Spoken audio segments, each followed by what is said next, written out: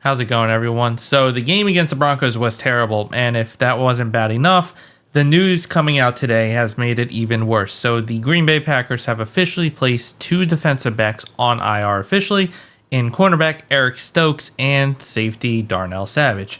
Eric Stokes only played 4 snaps on special teams as a gunner, and on the 4th snap on special teams, he pulled his hamstring once again, and they subsequently put him on IR. As for Darnell Savage, he injured his calf during the game against the Broncos, and he has gone on IR. Now, Matt LaFleur did state that they do expect Eric Stokes to return this year, hopefully, but as we've seen with hamstring injuries, they do tend to linger, so this was a good idea to shut him down so he can rest, especially since he did hurt his hamstring during training camp, and that's what prolonged his return to the Green Bay Packers. But it is looking like the injury bug is hitting the Packers extremely hard this year. So, with those two players going to IR, it has opened 2 slots, and in exchange, the Packers have signed 2 cornerbacks to replace them. First, Corey Ballantyne is getting called up from the practice squad for a 4th time and is officially signed to the 53-man roster.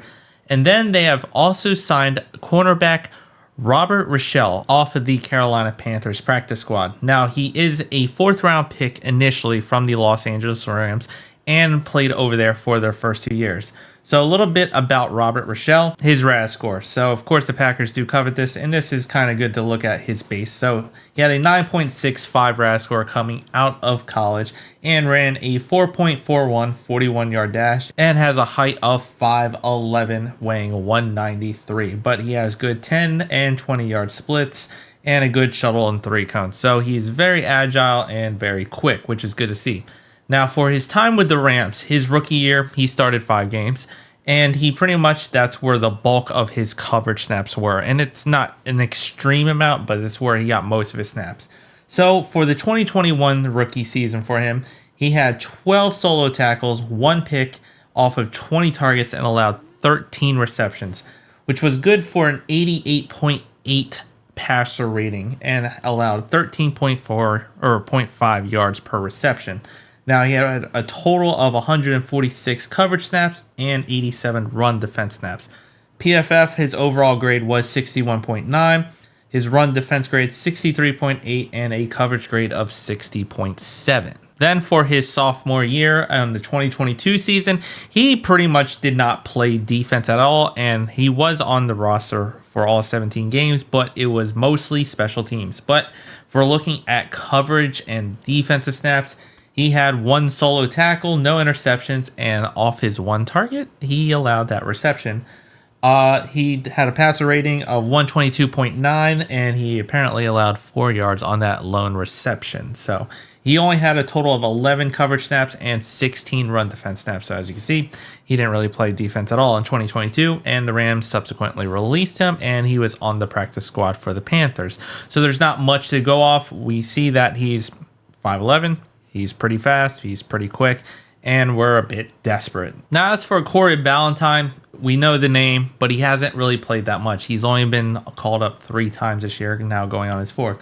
So far for the 2023 season, looking just at his defensive grade, he's had 5 solo tackles, and on 6 targets, he allowed 4 receptions for 12.5 yards per reception and has a passer rating allowed of 92.4. He's had 41 total coverage snaps and 39 total run defense snaps. Not a very big sample size, but it has only been 3 games. Now, with Corey Ballantyne getting called up, it does satisfy 2 things, especially with Darnell Savage going on IR. So usually Jonathan Owens does satisfy a lot of special team snaps, but he might be called upon. We're not sure if it's going to be Jonathan Owens or Anthony Johnson Jr., or maybe a mix of both. There is no clear starter as of right now to replace Darnell Savage. But if Jonathan Owens does start next to Rudy Ford, having Corey Ballantyne, who was a pretty good special teams contributor last year and has played special teams this year, that allows some load off of Jonathan Owens, which will allow him to be more fresh,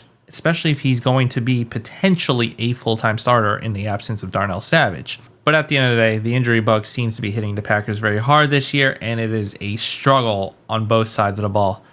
But let me know what you think down in the comments. If you liked the video, hit the like button, subscribe to the channel, and as always, go Pack Go.